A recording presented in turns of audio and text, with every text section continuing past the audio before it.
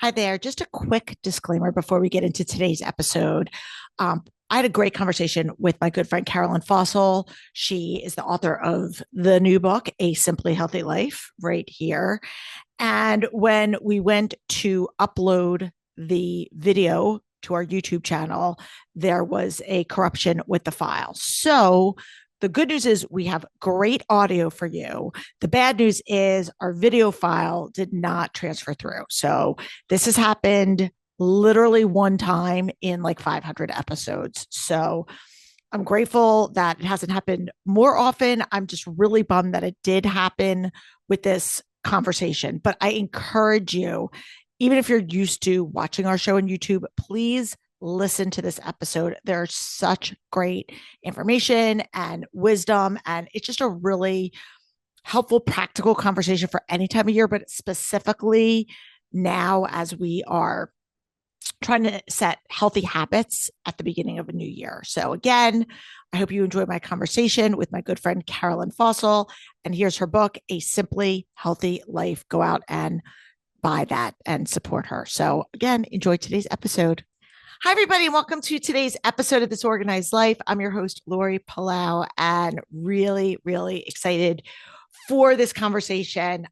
You guys, it was so funny. I was talking to our guest right before we hit record, and she's been on our show before. So if you're a longtime listener of our show, you might remember her. And we looked, and it was almost 3 years, which is like crazy town because I feel like it was last year. I feel like it was last year that Caroline was on our show. And when I looked at the date, I was like, oh my gosh, it was February of 2022. So at the time that we're recording this, we're like in beginning of January. So of 2025. So it's just amazing how quickly time flies. So I'm going to just kind of cut to the chase and let you know who's about to join us. So joining us today is my friend, Caroline Fausel, and I'm so excited because her new book, wait, I have it right here.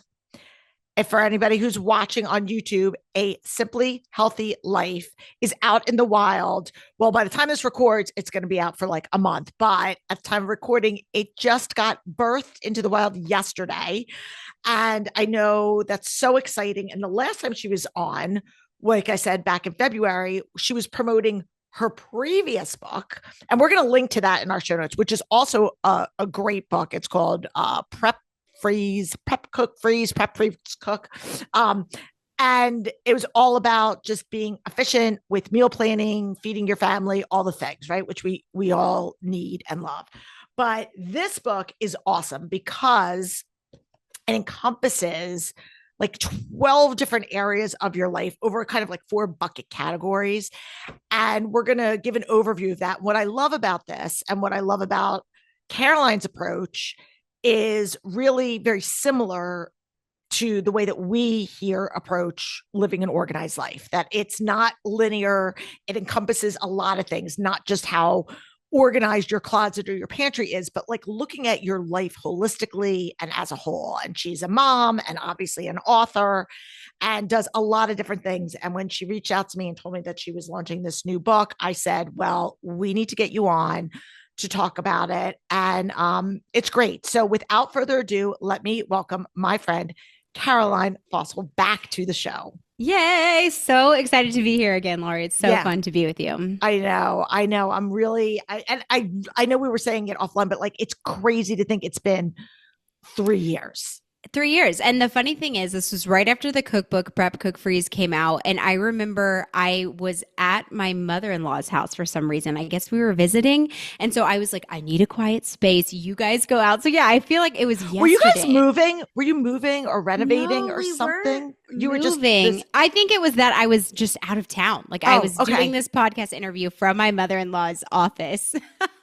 And I remember being like, this is so crazy. Yeah. And that feels like it was like 3 months ago and it was 3 years ago. So time flies. Time really does fly. But again, guys, we're going to link to the previous episode because it's still all the advice, all the great practical stuff still holds up. And it's a great episode with a lot of actionable takeaways. So it's episode 271 and we'll link to it, 271. But anyway, gave a top line overview. If people aren't familiar, just give us the like Cliff Notes version of you and kind of what brought you to write this particular book? Yeah, absolutely. So, I mean, if I go back to the beginning, Lori, I was just a really sick child. I had a lot of GI issues. Like, I just remember being like 4 or 5 and asking my mom or telling my mom over and over after dinner, like, my tummy hurts, my tummy hurts. And eventually I just kind of stopped telling her because we couldn't really do anything about it. And they took me to specialists and I missed a lot of school and all this stuff. So when it came to around like 6th grade and my friend's mom was a nutritionist and she kept saying like very basic stuff, like maybe eating exclusively sugar is bad for you. And I'm like, wait, what? You know what I mean? Like I just had no concept of like food matters or like what I put in my body affects how I feel or look or like energy. Like I just had no idea. I mean, granted, I was like, what, 11? So, I mean, it makes sense. But when fast forward to like, I got married really young, had kids really young. And then when it came time to feed our first daughter, Ella Ray, solids, she was premature. So she was born at 30 weeks. And so her nutrition was just so important. And we were always looking at her growth chart and all these things. And we had been vegan. And so, the thought of like I'm just gonna feed this sweet precious like 14-pound 1 year old like a vegan diet, like it just felt like that wasn't an option. So I went back to the drawing board and we found the paleo diet. So this is like 2014. And so we tried it we're like, we'll give it a month. We tried it, went from like vegan to paleo, and it legitimately changed our lives. We just felt so much more energetic. Which I feel like is such a complete pendulum shift. I like honestly wouldn't necessarily recommend it. It was, I had been vegetarian vegan for like 5 years. So it had been so long that I legitimately didn't like meat anymore. So it was hard for sure, especially because I don't think I was getting enough protein because I was kind of still averse to it. But it changed our lives so much that I was like, I have to tell the world and start a blog. So because my background was graphic design and websites, I just kind of like threw something together. And that's really like the impetus. Like, have you ever heard like your pain becomes your passion? Sure. So like that was me. It was just like everybody has to know that they can feel amazing and all these things. So we're definitely not strict paleo anymore. But it is just such a great start for people who are like having symptoms. They have a new diagnosis. It really is a very healing way to eat. And that's what it was for us. And from there, published the cookbook, created recipes for a living for a long time. But these days, Lori, I just love healing. Like that's just kind of the word spoken over my life. And so both my own healing, like I'm still on a healing journey, and then being able to help other people. So now I'm a national board certified health coach and I'm in school to be a nutritional therapy practitioner. So I will be that in September. And so I just love getting to the root cause of disease, and helping people feel their best. And so the big question is why this book and how this book, and this book really is the culmination of the last 12 years of my life, my adult life, trying to live a healthy and intentional life. So it's very much broken down into like, okay, let's talk about sleep. What does the science say about sleep? What is my personal experience with sleep? And then what are some things that you can do? What some practical applications for like, how can you sleep better and why does it matter? So that's kind of how all of the chapters are broken down. And I find that nothing is universal, but the things that worked for me because they just generally work. And so a lot of this is not rocket science. It's foundational stuff. But my friend was texting me yesterday and she read the food chapter and was like, Caroline, I like know these things somewhere, but like the way that you laid it out, like it just wasn't judgmental. It was like, this is kind of the optimal, but you can do X, Y, and Z. And she was like, it just felt so approachable. So that was my goal. Like, I want to write this stuff so that people feel empowered to change their life. I love it. And I was jotting down some notes because, this is sort of a comment / kind of question. So I notice in the world of, organizing and decluttering and kind of, I look at that as its own form of healing, right? Absolutely. And so for me, I don't know if you see this, but once you tap into one or you unlock Yep. one area of your life that you can then all of a sudden see this like wellness or clarity, be it Yep. in your diet or exercise or decluttering Mm-hmm. or finances, like whatever Yeah, it is, that opens the floodgates to absolutely. seek that in other areas. So true. And what's funny, Lori, is that I think people are scared to tap into anything, like any kind of like up leveling or bettering, because it feels so all or nothing. Because when you Yes. see people like me or any of these like wellness professionals living their lives, it kind of feels that way. Like it feels like, oh my gosh, they're doing everything. But here's what happens. It's one small, tiny change at a time. So I Mhm. didn't just like wake up one day and be like, I'm going to be a health coach and I'm going to exercise every day and I'm going to eat healthy and I'm gonna, no, it was like I like, oh, maybe this 409 isn't a good cleaning product. I wonder if this is bad for me. You look it up, it is. Okay, well then you're changing one tiny thing at a time.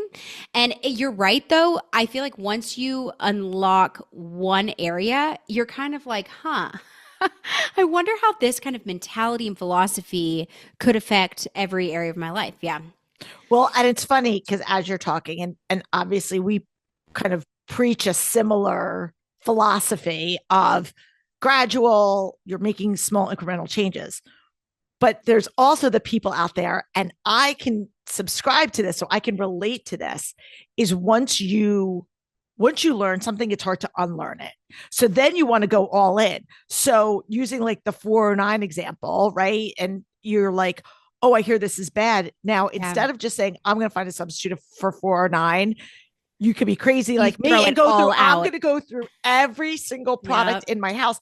And For then it sets you sure. on this rabbit hole that you go Yep. down, and For sure. everyone, and then that becomes timely, it becomes Yep. costly. Yep. And if you don't live alone, if you have a partner, a husband, wife, kids, Yep. the people in your world are just along on this crazy roller coaster that you're on. And 100%. again, I'm speaking like from experience where it's like, okay, mom's on a rampage.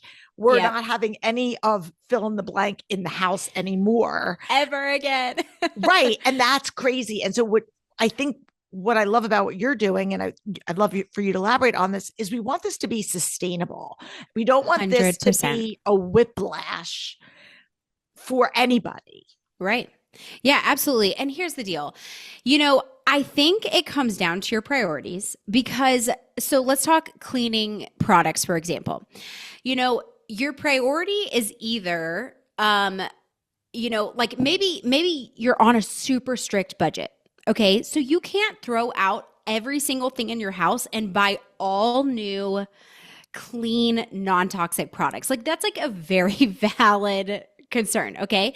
So for people like that, it's like you get out of your 409, okay, let's replace that one thing. Like I love a one at a time approach. Of course, we want to get non-toxic stuff out of your house. So if you have the budget to wipe everything out and start fresh, of course, like that's ideal.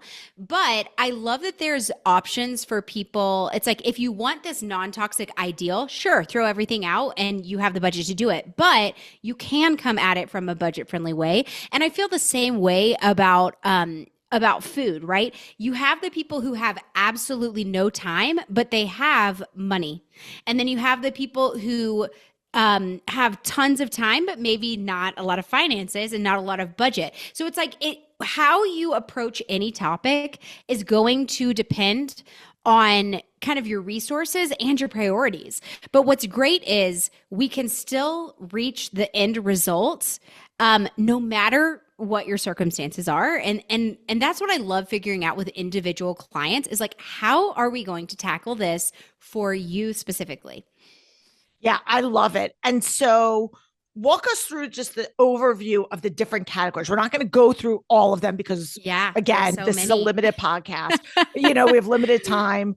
For sure. But just kind of give us the overview of how you are defining this like healthy life buckets. Yeah, Absolutely. So there are four different sections, four different parts in the book. Part one is health and wellness. Part two is environment. Part three is connection. And part four is faith. So some of the things we talk about in health and wellness are just creating habits in general. Like, how do we create habits? Because, if any of the things in the rest of the book, they're not going to stick if we're not forming habits around them, learning how to create a SMART goal, learning how to stack habits on top of each other to create a lifestyle, like we talked about. We talk about nutrition in depth because that is probably my favorite chapter and what I'm most passionate about. Movement and sleep, and also just general detoxification, because, like we're talking about with cleaning products, there's so much in our environment, and so learning how to help our body live optimally is really important. And then environment for home, I think about both the non-toxic aspect, but also we talk about simplicity, which I know you're all about. So it's all about like my lifestyle of minimalism. How do we do that? How do you do that with kids, which is so hard? And then also like how are our choices impacting the world? And then connection is all about both connection to yourself, so your mental health and your mental space, your friendships, your community, and your family relationships. So I think that is we don't often think about that, our relationships as health, but it really is such a huge factor and determinant for even like your mortality. Like, you live longer with stronger relationships. And then we end with faith, and there's so much to say about faith, but I specifically hone in on a practice that's been really helpful for our family, which is Sabbath. And so we go really in depth into that practice, which can be secular or spiritual, just depending on the person. And then finding your purpose, which I think, living this purpose-filled life is also a part of health and wellness that we might not think of it in that way. I love it. And I think for a lot of people, because I don't want to say throw the word purpose around a lot, but I do use it. And I know that there's a lot of kind of controversial, thoughts around using that, because people are like, I don't know what my purpose is. It's not, how to use it, whatever. For me, I think if you're not like, I know what my purpose is in life, I was put on this earth to do X, Y, and Z, right? If you don't feel like you have that clarity, to me, it's about intentionality, making intentional decisions. And when we talk about the food that we're putting in our bodies, what we're bringing into our homes, the people, the relationships, how we're spending our time, all of these things, we're either doing it by design or by default. We're doing it intentionally, or we're just like being in this reactive mode. And I think the first step, and you can kind of riff off of this, is just trying to be more intentional in all of these different micro areas of your life. Yeah, absolutely. And it's like we think that our purpose has to be our job, and it does not. Sometimes it is, you and me, it is, but it doesn't always have to be. And people find purpose in their grandchildren. They find purpose in their volunteer work. They find purpose in all different kinds of things. And I do think that just living an intentional life is important. And to be totally honest with you, like, I just have this, I think, God-given, I don't even know, like, voice inside my head that's like, help more people, reach more people, heal more people. And so like my world is so like more. And so I like to remind myself that, like, my best friend, once I asked her, like, do you feel that? She's like a stay-at-home mom, has 3 kids. She's like, Caroline, not only do I not have that constantly going in my head, I've never one time had that thought. And so, like, I think we're all given these kind of messages, right? That is our life purpose. But I like to remind myself that, like, your value doesn't come from what you do. And so let's think back to like the frontiers, the pioneers who came out to Colorado where I live. Like, there were women who came across the mountains, lived here, raised their kids, churned some butter, fed their families, loved God, and died, and they lived great lives. You know what I mean? So it's not like we all have to influence the masses or XYZ. Like, I think our purpose is absolutely so individual, but I do think, Lori, that if we like get still enough, I think that it really comes to us. Yeah. Why are we here? What are we meant to do? And I think you just hit the nail right on the head about getting still Mhm. because, again, that is such a simple yet probably one of the most complex phrases that I can hear or that I even think about because you talk about the the notion of we wear busy like a badge of honor in our culture. For We sure. also that is what just like I tell people, if you grew up in a house that's filled with clutter, that is your norm. For If you sure. grow right, so that is what you don't know what it's like to be still. You don't know the Yeah. practice that goes into what that looks like, how to even go about that, what that would, and then once you can do that and practice being still, that is a very uncomfortable feeling Yeah. because you're so used to everything being like that ticker tape running at the For bottom of the sure. TV or Well, the and it's computer. like we're not bored anymore. If we're standing in line, we pull out our phone. We always have earbuds in our ears. Like we're listening, watching, entertained, learning at all times. And so I do think that stillness is so important. And you're right that we're so hesitant to be still. I remember I wish I remembered what book it was, but some book said there was a study that like people were given the option of silence or silence for like 45 seconds or an electric shock, and most people chose the shock. And That's it's like we just don't want to be quiet. We don't want to be still.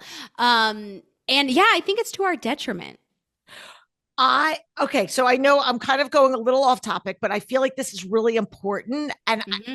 I think it honestly is so much this unspoken foundational piece. There's Mm, so many people that are like, I want to live a simple life. I want to be more minimalistic in my right. lifestyle and my choices and be more intentional. But I think if Mm, you can start with having that stillness, can you just walk us through practically, like yeah. how, if someone's out there listening and they're like, that is such a foreign concept to me, I don't even know where to begin. Yeah.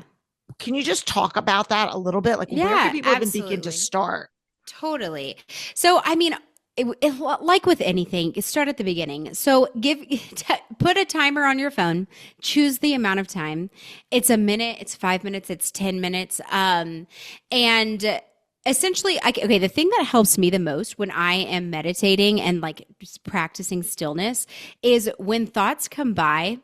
I pretend like they're clouds and I just watch them go by. Okay. And so I think that what intimidates people about stillness and getting quiet is that our minds are going like monkey brains, like they're just Well, that's what I was going crazy. to say. I could see this. Yeah, I could see the pushback going, I would love to be still. I would love to. And yeah, and I have this like love-hate relationship with the word meditate. I'm just like, eh. right. But if you tell me I know. stillness, I can do it, right? Because I Yeah, think sure. meditate, I think, and I'm just No, like right. woo-woo. And And I'm not, yeah. you can decide what is your goal. Okay. So if you just want to be calm, so be it. If you want to quiet your mind, then you can practice some of these like visualization techniques to allow your thoughts to come and go instead of ruminating. So like let's take for example, we were talking about yesterday my book came out and you think it's going to be this glamorous day and both of my kids were sick and didn't go to the first day back after Christmas break. So, if I'm laying there and I'm like, "Oh, my kids are sick right now." I could go into thinking mode, planning mode, like anxiety. Like I can go to all of these spaces or I can let my thought be like a cloud and be like, my kids are sick right now. Okay, that thought came into my mind and I'm going to let it go. Right. So we're just not engaging. We're not Mm. continuing the thought. We're not going down those wormholes of like, there's a million places I could go from there. So, like, that's one thing. I mean, the other thing is there's so many different avenues and apps for this exact thing. So Headspace is a great one. It's like a guided meditation. We can call it stillness. Mhm. Um, or the one that I'm loving that's faith based is Lectio 365. Oh. It is amazing. It's just yeah, Lectio 365. 365. They have morning, afternoon, and evening prayers. They kind of like walk you through prayer and scripture and like meditating on scripture. So it is lovely. Sometimes I feel like I wake up and I'm like, I don't know what to read. I don't know what to journal. I don't know what to say. Like, so it is a really lovely guided meditation, especially if you're like, I'm not into meditation because of like a spiritual reason. Like going to a faith-based source is a great idea. So there's so many ways to do it, but I do think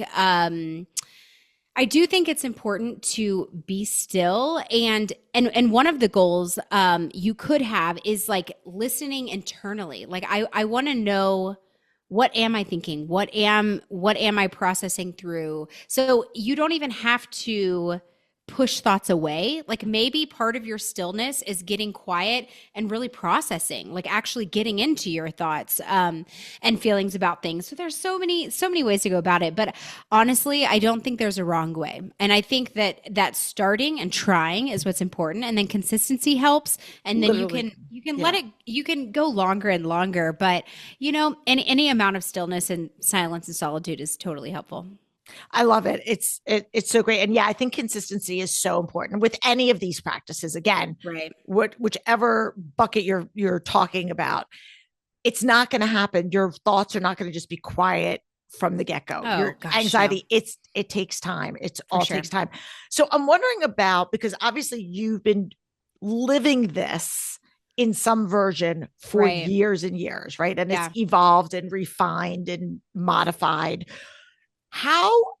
What have been the changes since you were here 3 years ago, which again, I still is crazy to even say, you wrote this book from your own lived experience as well as your practical experience. How has it impacted your life personally, and also getting that buy-in from your family? Because that's so much of what we get the pushback here, or the comments of how do we get that buy-in? I'm ready to make these changes. Yeah. But I have all these other humans in my life that all the humans. Yes.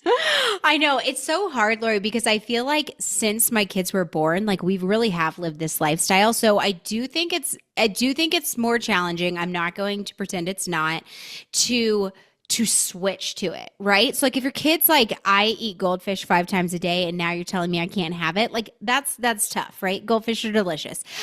So I do think that the transition is hard, but it's totally possible. And I love Brene Brown, and I do think it comes down to what are your values. So if you want health or wellness to be one of your top 3 values, it's totally possible.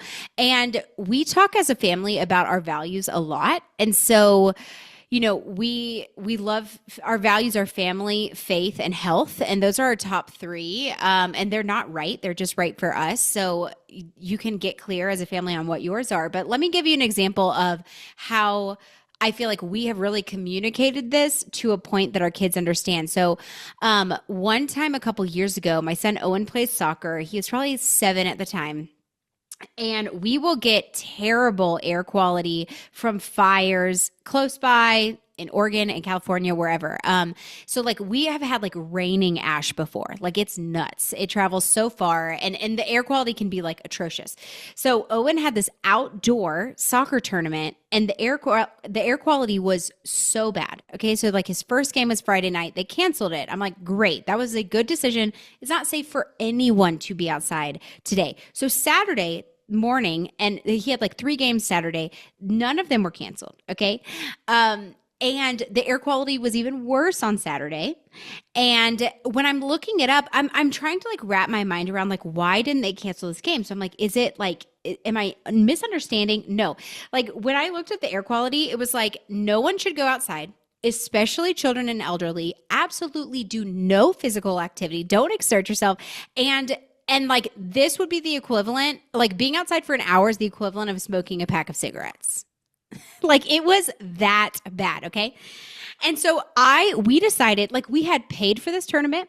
Owen loves soccer. I wanted him to be there for his team, but like, I'm sorry, I cannot have my son smoke a pack of cigarettes today. So we sat Owen down and we told him, like, buddy, this is the scenario.